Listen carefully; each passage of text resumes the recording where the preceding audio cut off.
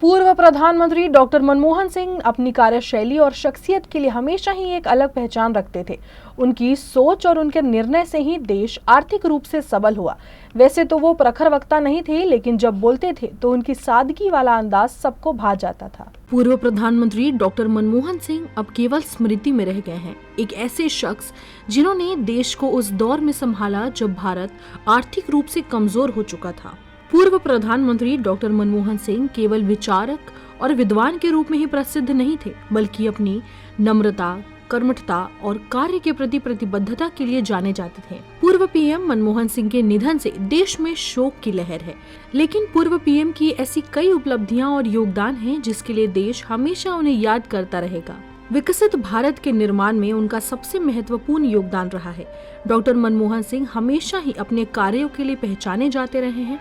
भले ही वो प्रखर वक्ता नहीं थे, लेकिन जब भी बोले तब उनका अंदाज सबको कायल कर गया। कुछ ऐसा ही संसद भवन में उनका शायरी वाला वक्तव्य भी काफी प्रसिद्ध है। उनकी और सुषमा स्वराज की शायराना नोकझोंक के किस्से मशहूर हैं। उनका एक अंदाज आज भी बेमिसाल है। माना कि तेरी दीद के काबिल नहीं हूँ मैं,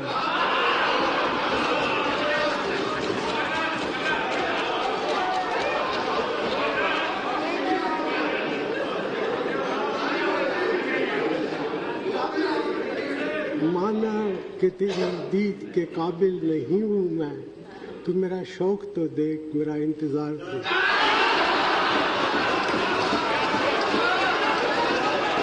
प्रधानमंत्री के तौर पर लगातार 10 साल तक उनका कार्यकाल यादगार रहा है। 2014 में जब देश में नरेंद्र मोदी के नेतृत्व में एनडीए की सरकार बनी तो उन्होंने प्रधानमंत्री के रूप में अपने अंतिम भाषण के दौरान कहा था कि history will be kinder to me, और वास्तव में आज भी उनकी प्रगतिशील आर्थिक नीति के लिए देश ऋणी है। Honestly believe that history will be kinder to me than the contemporary media or the powers, or for that matter the opposition parties in parliament.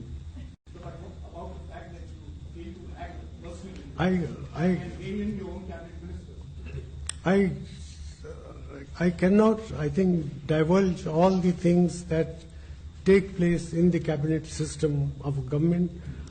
I think, taking into account the circumstances and the compulsions of a coalition polity, I have done as best as I could do under the circumstances. That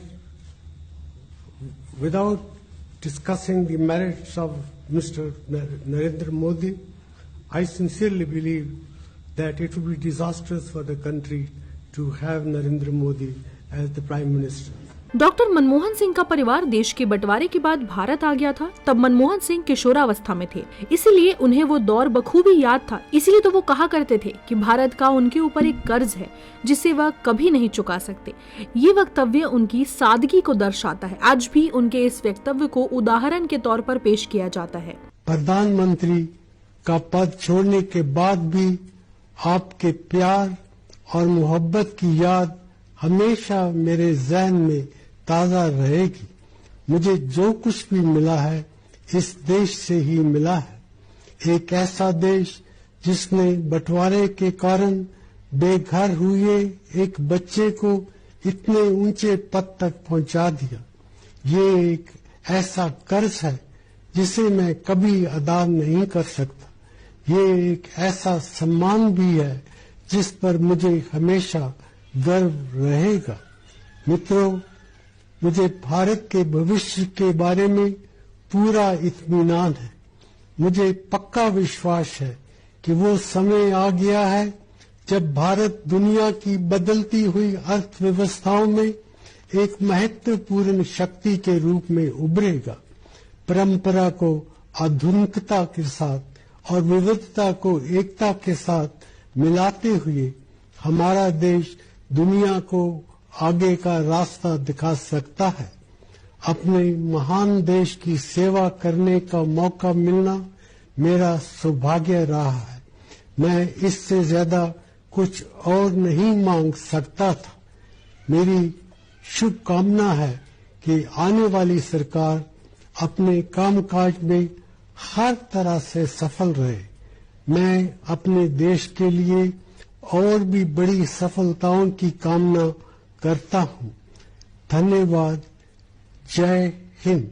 ये उनका बड़कपन ही था कि देश के प्रधानमंत्री बनने के बाद भी वो खुद को भारत का कर्जदार मानते थे। हालांकि वास्तविकता तो ये है कि देश को आर्थिक स्थिरता प्रदान करने के लिए उनके योगदान और उनकी नीतियों के लिए हम सब उनके ऋणी हैं। ये तो उनकी सादगी थी कि वो कम बोलते हुए भी अपने अंदाज से अपने विरोधकों को जवाब दे देते थे। 2011 में संसद में उनके द्वारा बोली गई एक शायरी आज भी याद है, जब उन्होंने विपक्ष के सवाल पर जवाब देते हुए शायराना अंदाज में कहा था, कुछ बात है कि हस्ती मिटती नहीं हमारी। But I am reminded of a couplet by Iqbal, मिट गए मिस्र, यूनान और रोमा, लेकिन कायम है अब तक नामो निशान हमारा। कुछ बात है कि हस्ती मिटती नहीं हमारी, सदियों रहा है दुश्मन दौरे ज़मानत हुआ।